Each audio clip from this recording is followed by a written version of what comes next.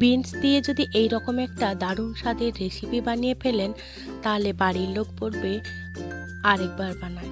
বানাতে গিয়ে আমি ঝামেলায় পড়ে গেছি, একবার বানিয়ে দেখি আবারও বায়না করছে বানাতে। তো বন্ধুরা, আজকে যদি আমার মতন এই রেসিপিটি একবার বানিয়ে ফেলেন, আপনারও ঠিক আমার মতনই অবস্থা হবে। বন্ধুরা, আপনারা যদি আমার মতন একবার এই বিনসের রেসিপিটি বানিয়ে দেখেন, আশা করছি আপনাদের খুব ভালো লাগবে। এটা আপনারা দিনে কিংবা রাতে দুবেলাতেই পরিবেশন করতে পারেন। আপনাদের কাছে বিশেষ অনুরোধ রইল আমার এই ভিডিওটি সম্পূর্ণ দেখার জন্য, যাতে কিনা কোনো স্টেপ মিস না হয়ে যায় তার জন্য। নমস্কার বন্ধুরা, ইজি কুক চ্যানেলে আপনাদের সবাইকে স্বাগত জানাই। চলুন শুরু করছি। দারুণ স্বাদের এই বিনস রেসিপিটি বানানোর জন্য আমি প্রথমে আমার ছোট্ট একটা ছাদ বাগান আছে, উপরে চলে এলাম। তার থেকে আমি ফ্রেশ পুদিনা গাছ হয়েছে, সেখান থেকে আমি হাত মুঠো ভর্তি করে এক মুঠো পুদিনা পাতা তুলে নিলাম। এবারে আমি রান্নার মূল উপকরণ যেগুলো, অর্থাৎ আমাদের বিনস, আমি এখানে প্রায় 350 গ্রাম মতন বিনস নিয়ে নিয়েছি। আপনাদের পরিমাণ অনুযায়ী আপনারা বাড়িয়ে বা কমিয়ে নেবেন। বিনসগুলোকে দেখুন, আমি প্রথমে ডগা আর মাথা অর্থাৎ আমাদের দু সাইডে কেটে বাদ দিতে হবে। আমি এটা অফ ক্যামেরায় কেটে নিলাম। আমার কাটা হয়ে গেলে আমি ভালো করে ধুয়ে পরিষ্কার করে নেব। দেখুন, আমি এবারে কাটা হয়ে গেলে ভালো করে ধুয়ে পরিষ্কার করে জল ঝরিয়ে রেখে দিয়েছি। এবারে এটাকে এইভাবে আমাদের কেটে নিতে হবে। দেখুন, ঠিক সাইজটা আমার এইভাবে হবে। আর বড় হলে মোটেও এটা খেতে ভালো লাগবে না, তাই আমাদের সাইজটা কিন্তু এইভাবেই রাখতে হবে। এবারে আমি রান্নার জন্য গ্যাসের কাছে চলে এলাম। এখানে একটা ননস্টিকের আমি কড়াই বসিয়ে দিয়েছি। কড়াইটা একটু গরম হয়ে গেলে তাতে আমি রিফাইন্ড অয়েল দিয়ে দেবো প্রায় 3 থেকে 4 টেবিল স্পুনের মতো। রিফাইন্ড অয়েলটা ভালো করে গরম হয়ে গেলে আমি তাতে কেটে রাখা বিনসগুলো দিয়ে দেবো। এটা অবশ্য অপশনাল, আপনারা কাঁচা অবস্থাতেও এই রান্নাটা করতে পারেন, তবে একটু ভেজে নিলে সবজির যে কাঁচা গন্ধ থাকে সেটা চলে গেলেই তরকারিটা খেতে ভালো লাগবে। তাই প্রথমেই আমি এটা ভেজে নিচ্ছি। আপনারা যদি হেলদি বানাতে চান তাহলে এটাকে না ভেজেও বানাতে পারেন, তাতে কোনো অসুবিধা নেই। এবারে আমি সমস্ত সবজিগুলোকে ভালো করে নাড়াচাড়া করে একদমই লো টু মিডিয়াম আঁচে আমি এটাকে প্রথমে ভাজা করে নেব কাঁচা গন্ধ যাওয়া পর্যন্ত। এই পর্যায়ে আমি কোনো রকম কিন্তু লবণ ব্যবহার করছি না।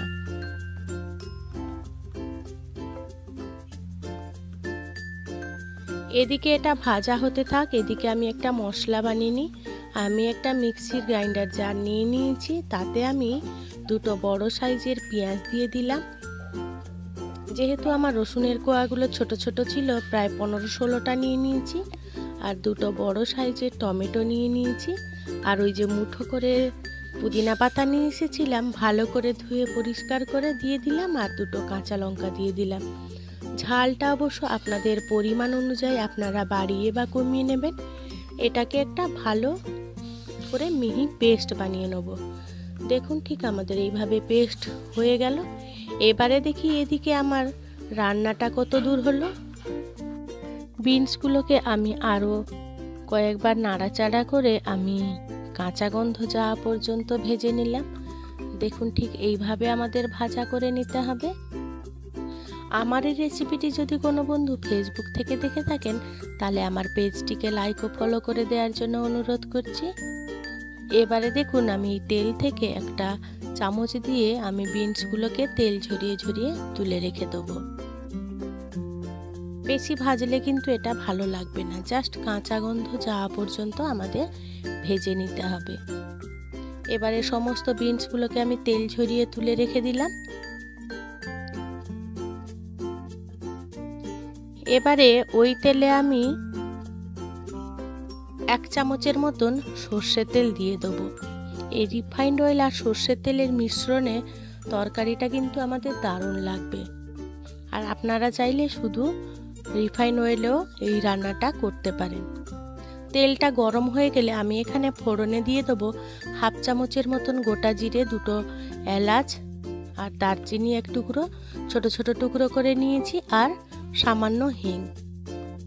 ফোড়ন থেকে একটা সুন্দর মিষ্টি গন্ধ বেরোলে এবারে ওই যে বেটে রেখেছিলাম আমি মশলাটা এবারে দিয়ে দেবো। দিয়ে বেশ নাড়াচাড়া করে আমি এটাকে কষাতে থাকবো।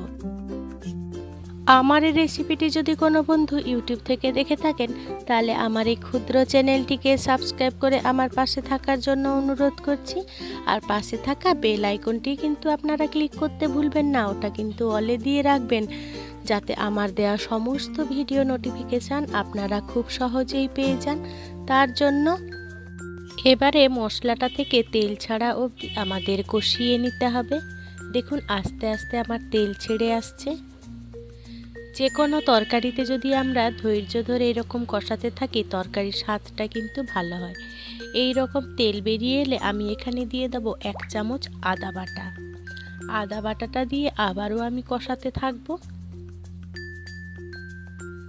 যতক্ষণ না আমাদের আদা থেকে কাঁচা গন্ধ যাচ্ছে, ততক্ষণ কিন্তু আমাদের কষিয়ে নিতে হবে। আর আমি এখানে গ্যাসের ফ্লেম লো টু মিডিয়াম আঁচ রেখে আমি এই রান্নাটা করছি।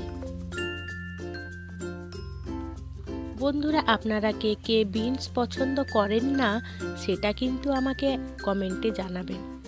এবারে আমি এখানে কিছু গুঁড়ো মশলা দেবো।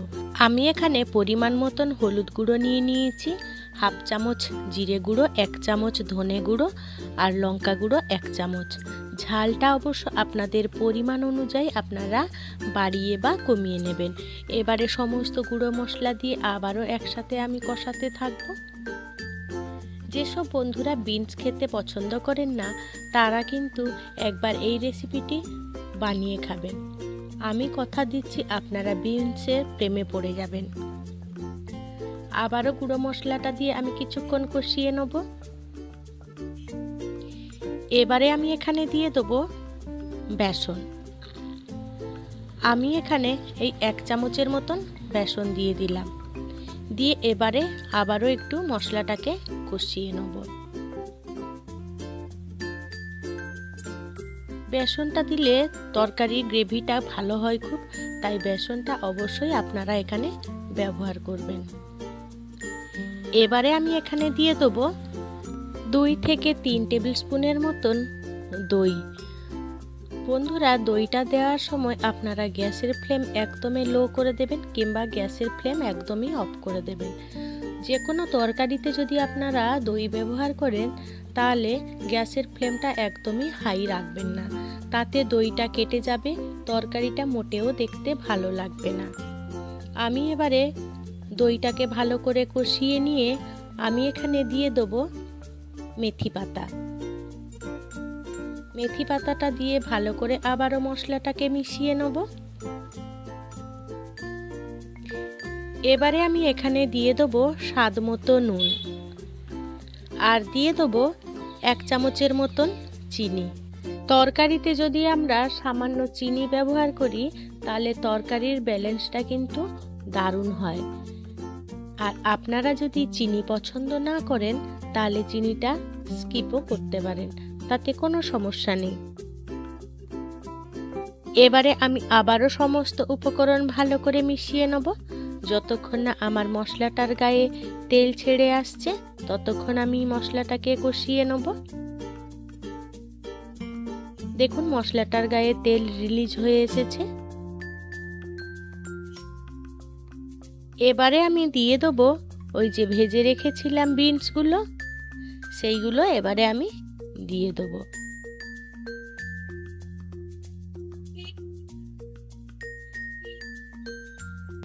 বিনসগুলো দেয়া হয়ে গেলে আমি আবারও মশলার সাথে ভালো করে কষিয়ে নেব। যে কোনো রান্নায় যদি আমরা ভালো করে ধৈর্য ধরে আমরা কষাতে থাকি তাহলে তরকারির স্বাদটা কিন্তু অপূর্ব হয়।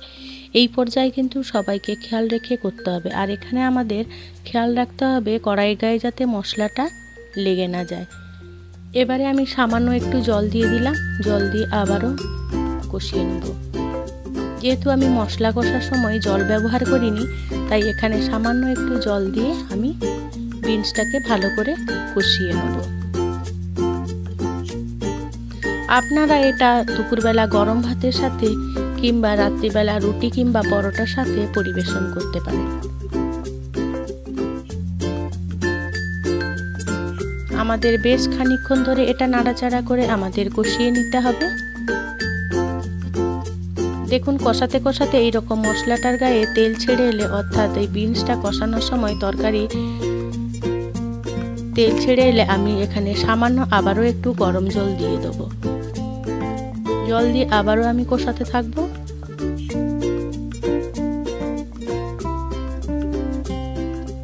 এই তরকারিটা কিন্তু বেশি ঝোল ঝোল হবে না, একদমই গায়ে মাখা মাখা হবে, তাহলে তরকারির স্বাদটা কিন্তু ভালো হবে।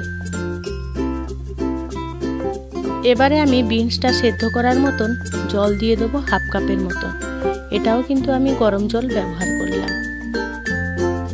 দিয়ে নাড়াচাড়া করে আমি ঢাকা চাপা দিয়ে এটাকে যতক্ষণ না আমাদের বিনস সেদ্ধ হচ্ছে ততক্ষণ আমি সেদ্ধ করে নেব। আমার সময় লেগেছিল 6 থেকে 7 মিনিটের মতো। দেখুন আমার বিনসটা সুন্দরভাবে সেদ্ধ হয়ে এসেছে আর উপরে তেলটাও কি সুন্দর ভেসে এসেছে। এবারে আমি ভালো করে একটু নাড়াচাড়া করে নেব, দিয়ে আবারও একটু জলটা কমিয়ে নেব।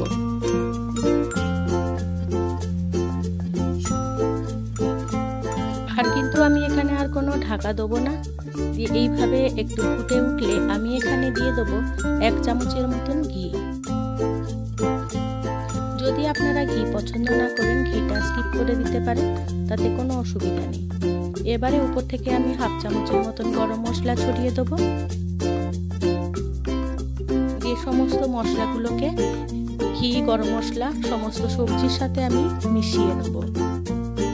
এবারে উপর থেকে আমি ফ্রেশ ধনেপাতা কুচি করে রেখেছিলাম, ধনেপাতা ছড়িয়ে দিলাম। ছড়িয়ে দিয়ে এবারে আমি একটু নাড়াচাড়া করে আবারও মিশিয়ে নেব, যাতে ধনেপাতার ফ্লেভারটা আমার তরকারির মধ্যে থাকে। তার জন্য আমি ভালো করে আবার মিশিয়ে নেব। দিয়ে গ্যাসের ফ্লেম আমি অফ করে দেবো। বন্ধুরা, আজকে আমার রেসিপিটি আপনাদের কেমন লাগলো সেটা কিন্তু আপনারা আমাকে কমেন্টে জানাতে ভুলবেন না। যদি ভালো লেগে থাকে ছোট্ট একটা লাইক করে দেবেন। আপনাদের এই ছোট্ট ছোট্ট লাইক আমাকে অনেক ইন্সপায়ার করে নিত্য নতুন রেসিপি বানানোর জন্য।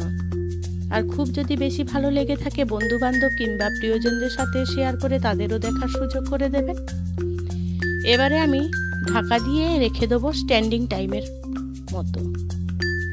দেখুন আমি কিছুক্ষণ রেখে দেওয়ার পরে আমার তরকারিটা কত সুন্দর হয়েছে। বন্ধুরা, আপনাদের কাছে অনুরোধ রইল আপনারা অবশ্যই এই রেসিপিটি একবার ট্রাই করবেন। আর আপনাদের সেটা কেমন লাগলো সেটাও কিন্তু আপনারা কমেন্ট বক্সে জানাতে ভুলবেন না। এবারে দেখুন আমি এটাকে পরিবেশন করে নিচ্ছি। আমি এখানে একটা বাটি নিয়ে নিয়েছি, আমি বাটির মধ্যে পরিবেশন করে নিচ্ছি।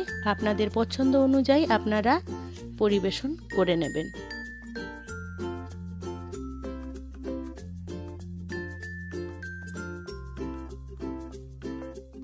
আমার পরিবেশন করা হয়ে গেলে দেখতে সুন্দর লাগবে বলে আমি এখানে একটু ডেকোরেশন করে নিচ্ছি। আপনাদের পছন্দ অনুযায়ী আপনারা সেইভাবে ডেকোরেশন করে নেবেন। আপনাদের অসংখ্য অসংখ্য ধন্যবাদ আপনাদের মহামূল্যবান সময় দিয়ে আমার এই ভিডিওটি সম্পূর্ণ দেখার জন্য। আপনারা ভালো থাকবেন, সুস্থ থাকবেন। দেখা হবে পরের কোনো নিত্য নতুন রেসিপিতে।